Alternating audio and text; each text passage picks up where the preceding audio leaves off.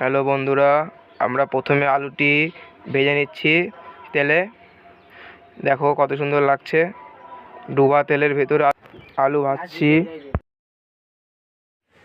দেখো বন্ধুরা, পোলট্রির মাংস রান্নার জন্য কড়াইতে তেল দেওয়া হয়ে গেছে, তেলটা গরম হয়ে গেছে।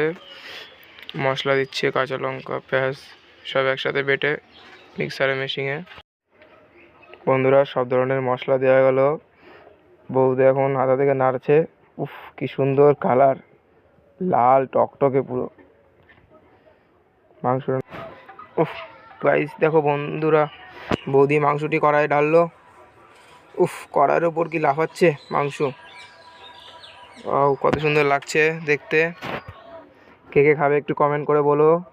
পোলট্রির মাংস,